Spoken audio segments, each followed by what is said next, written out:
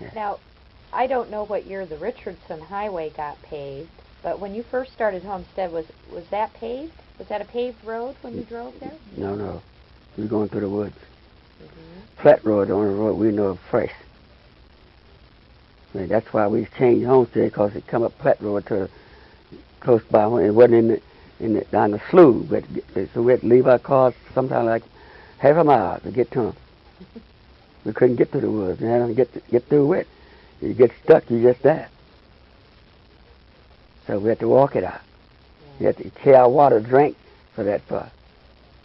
Mm-hmm. So there. And when we first came to Fairbanks, we had to buy water too. You get it from Hot Spring, up to Hot Spring, above the college. So you would go to Fox to get spring water for your family. Now, when you were on the homestead, did you have to haul water, or how did you get water on your homestead? Well, until we dug the well, we had to bring it, get it. You would carry water out to North Pole. Right. But you did eventually get a well. Oh yeah, we got a well. See, we had our first one. We had another house, different, but we moved it out there on Homestead. Now I yet got that little house sitting there, but it doesn't write it down. But it just picked it up on, like you see him hauling his house up and down the road. We moved it. It built sort of like a trailer, and we stayed trying to build what I'm on in there. And long as we was in there, we had to carry our water. Yeah, we had to carry our water. And haul it too, for washing and everything. And how would you do your laundry? Well, we just have to go get the water. And then that's what we used to do the laundry. And then sometime if I had to be uptown a good long ways, then for a good while, I would sometimes take our clothes uptown and wash them in some of the laundromats. Did you dig your own well, or were you able? You did dig your own well. Oh, yeah, I got to dig my own well. How did you do that? Did you rent equipment, or? Yeah, I rented equipment. Let me see what they call them. Anyway, they have them now. People that rent them and dig their well. I forget what they call them anyway. But anyway, I kept round and around. We dug it. That was the driller. Well, that's what it was driller. That's right. Yeah. Mm-hmm. Yeah. How far down did you have to drill to hit water? Well, we went down 20 feet. It's about a little over 20 feet, but we hit water first, though, before we got there. But I didn't stop at that. I went down to the main stream, and I've been had water since, and they never stopped. And some of the other people that dug well, they has been stopped. They had to go get water because they didn't dig it deep enough. But I went out there, hit the main stream, and my well stays up full now. You know, I got 4-inch pipe. We have good water. First, what pulls it up, you know. I got 4-inch pipe for the hull to hold the water, and I got a 3/4-inch pipe inside where it goes up to the pump. Oh, I have to say it, you know. Yes, it did. Pump the water. So we got plenty of water now. Before then, we had to. Oh, we just had to put it hard though. We had to go get the water, and bring it up, and get the wash, and hold everything, you know. That was quite a job. I also wanted to ask you, Reverend Parham, what kind of farm equipment you had when you were farming. Did you have a tractor, or did you? Yeah, I still got my tractor. I got a tractor and disc.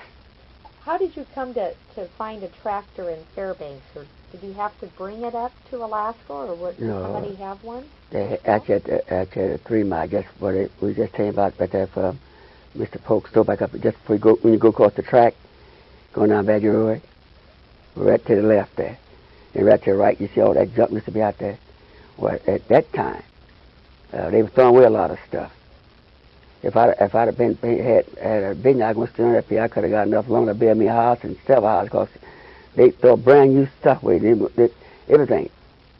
They could forget about anything like, kind of say like do now. Brand new llama, you care how it was, everything new. Just, well, they got so much for, I understand it as a contractor, when they bid on certain job, they overbid, and then they had, that stuff they had left, they wouldn't get it back. Just throw it out. our state was rich, just so we burn it up. And I hauled a lot of stuff from up there, up in town, to the place I had town too, plus on my homestead. Because they throw it away and I get it. Brand new stuff not been used. So that was a big help to us on the homestead too. And you said about the water. Let's see, you said something about the water, didn't you? No, I asked you about your equipment. And how did you come to get a tractor? Oh, I bought it from this man here. He's gone. He's dead now, I think. Had that, I call it 3 or 6 mile wrecking yard. And I bought it from him. My first car I bought from him too. Truck, I bought it from him at that second-hand place. His name was Carl Maine, I think it was. Yeah. He owned that wrecking yard right there, and that's where they clean up now, fixing up. Everything you wanted, everybody, he had it, because people didn't throw everything away. Mm-hmm. Yeah. When would you plant your oats and barley? What time of year? Would you do that in May, or would you have to wait until early June? Most time we planted it by the middle of May, no later than June. Mm-hmm. And when would you harvest? Well, that sure got me now. Well, you harvest when you know it's time to harvest. That's what. Because you didn't let that stuff lay out there. But anyway, some of it, the barley would go that high and oats would go that high, somewhat high. And we had all the time field full of moose and bear, everything else up there eating.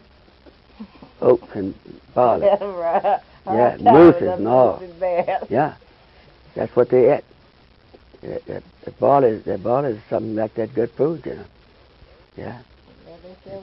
And oats, I had to worry about no meat. They had plenty of meat when they had that feed, because they come up to your door. And we just got our meat right at the door. You had to go out nowhere to hunt me no meat to have. We wanted to also talk about the flood and how that affected your homestead. Why don't you tell me, first of all, what you remember about the day of the flood and when the water started coming? What do you remember? I like this in that fresh, because the Lord spoke like me and you talking, and told me to come up in Fairbanks and tell them the flood was coming. They didn't want to believe it. I didn't want to. I got in my car and come up town from my home at my homestead and tell them what the Lord said about getting ready, because there's going to come a flood. And that was when I got to work with it, honey. Mm-hmm. I come back and told all of them I know.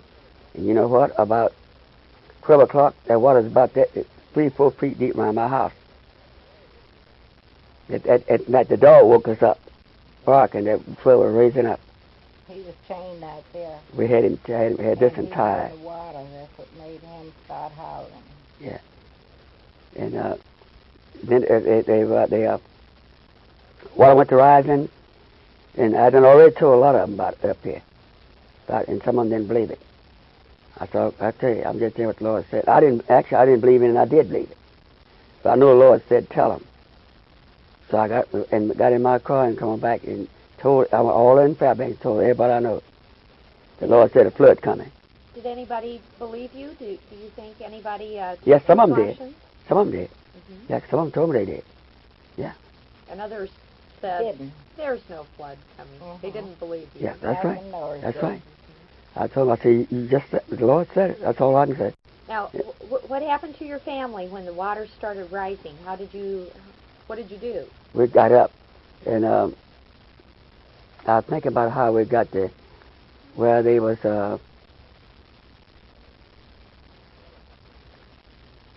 I think the helicopter came over and see who all was flooded in. Now, I'm trying to think, how did we get there? Where did he come out? And I think so, if I make no mistake. He flew close to the house, and he would just keep on flying close to the house. And I got out on the porch where he could see him. And finally, we realized what was going on. We looked out, and there was lots of water outside.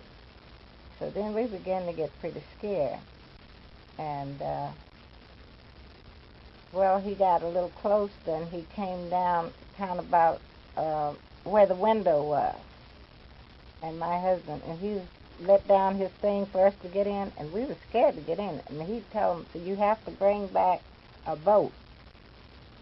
So they're scared to get in this. They have to bring back a boat. So they did go and get a boat and sent the boat out for us. Yeah, I got her in there.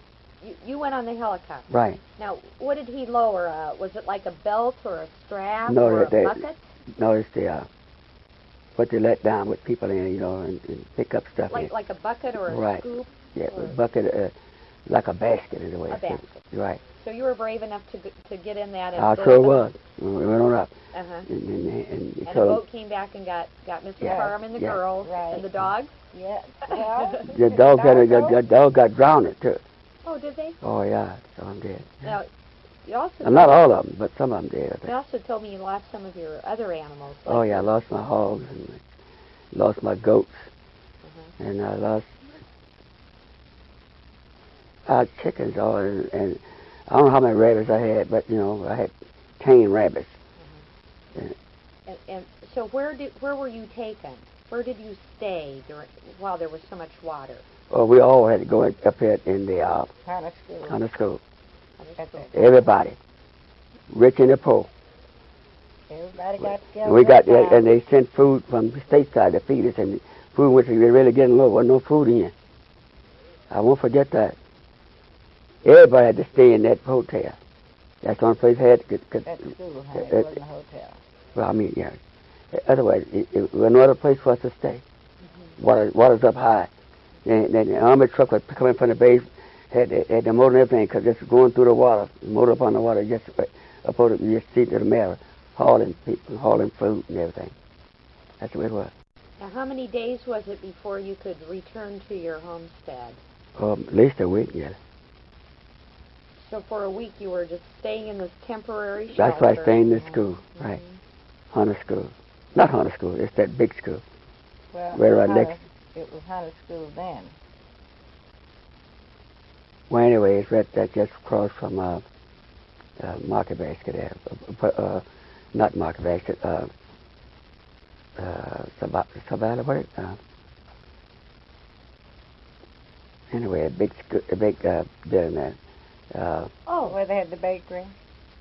It wasn't too far from where they had the bakery at that time. Yeah, next to our brother's kitchen. What's in your mind? I'm confused about what we're talking about. What road was this school on? What street? Oh, it was on the airport and going out that way, too. On airport? Yeah, the school. Close to where Ryan is now, or Ryan's school, or? Well, it's a big school out from the hospital there. Yeah, that's the one. Okay. It's called Main Junior High now, isn't it? No, Ryan. Whatever it is, I don't know. Yeah. Well, there was another school there, too. Well, they all, I call them joining together. Because I had built them. One school and some had to stay in the other. They had 2 schools, I know, at that time. It might have been 3. Well, they still up at little school. They used them all. But as far as they could at that time, because we had to be upstairs because the water was deep. Was your homestead house a 2-story house? Yeah. Did you have 2 stories? When you got back to your property, how much damage was there on the lower part of your house? We lost the refrigerator and stove and everything in the basement. Was there a lot of silt and mud? Oh, yeah. Yeah. So you had to work real hard to clean it out? Yeah, that's right. Quite a while to get it clean. Yeah. Sure did. And what kind of help did the government provide to families like yours to help them get started again? Were you able to file a claim to get help, or did you have to rely on insurance, or were you just left to your own? I think our insurance, I think. You might have had some insurance but it wasn't enough. Yeah. Mostly on our own, we were there. But they give us some something. We got some. I forget how much though. You could go and pick up such things as you need to eat at a place. I forget now what that place was. It was up there at Main Junior High, I think, where they had the food, and you could come and pick up food. And they couldn't. There was a lot of people. So many people didn't have anything.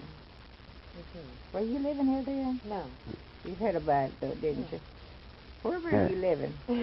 There. I was living in Indiana. Oh, you were? Well, I want to take you on to another area. I want to talk a little bit about your ministry. And I want you to please tell me about, you told me the other day about when you preached in Kotzebue. Oh, yeah.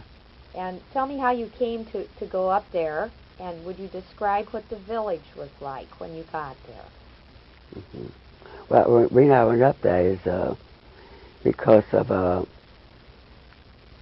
I could, at that time, at that season time, I get a chance to work maybe 3 months or more.